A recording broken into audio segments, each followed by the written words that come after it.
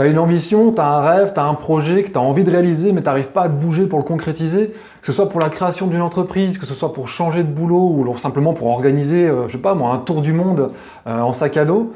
Si tu bouges pas, c'est simplement parce que tu as un blocage, parce que tu subis un blocage au niveau d'une des 4 phases du changement.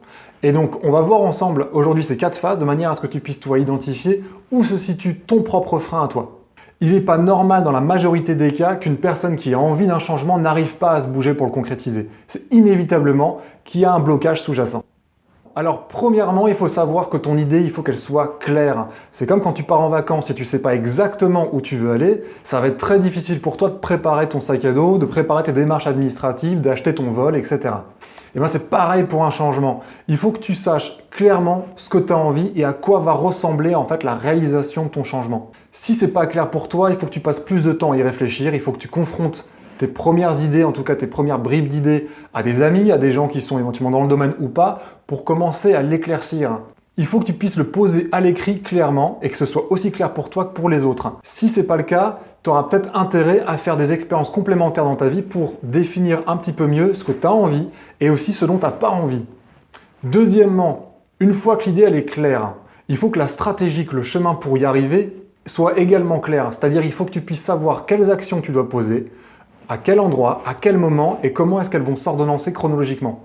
Si ce chemin-là n'est pas clair, rapproche-toi ou en tout cas va te renseigner auprès des personnes qui ont déjà réalisé le genre de changement que toi tu as envie de réaliser.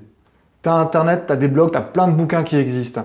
Et tu peux aussi aller te renseigner auprès des personnes qui sont censées accompagner, qui sont censées donner des conseils, donner de l'information aux personnes qui veulent réaliser le changement. Si c'est pour la création d'entreprise, il y a des structures pour la création d'entreprise qui existent. Si c'est pour organiser un tour du monde, il y a plein de personnes qui tiennent des blogs, qui ont réalisé des blogs sur ce sujet, etc.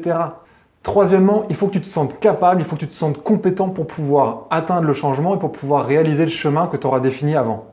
Si tu te rends compte que tu n'as pas le bagage pour pouvoir réaliser le projet que tu as envie, eh bien, comble ton bagage. Il y a un moment, si tu te rends compte qu'il va te falloir peut-être 1 mois, 6 mois, 1 an, 2 ans pour pouvoir compléter ton bagage, mais fais-le, prends du temps, investis-toi, c'est pour ton avenir, c'est pour ton épanouissement, c'est pour que tu puisses t'éclater dans ta vie.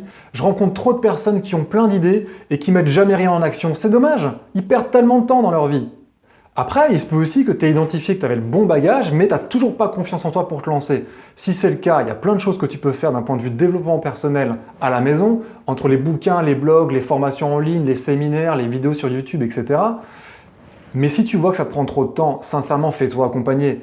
Le nombre de clients que j'ai vus qui, en 2 ou 3 séances, ont réglé du coup leur problème de confiance en eux ou d'affirmation d'eux-mêmes et que ça a pu débloquer tout le reste de leur projet, ils ont gagné du temps. Certes, ils ont investi du temps et de l'argent et de l'énergie, mais ils ont investi pour eux-mêmes, pour leur avenir.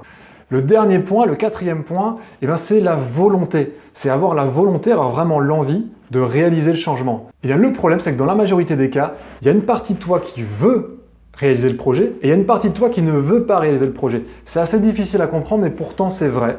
C'est-à-dire qu'il y a une partie de toi qui très souvent ne veut pas assumer les conséquences, qu'elles soient positives ou négatives, mais ne veut pas assumer les conséquences du changement. Un projet, ça va inévitablement avoir des conséquences sur ton organisation ou ton mode de vie, sur le temps que tu as de disponible en temps libre, sur l'argent que tu gagnes, etc. Et ces conséquences-là, positives ou négatives, pourraient peut-être t'effrayer.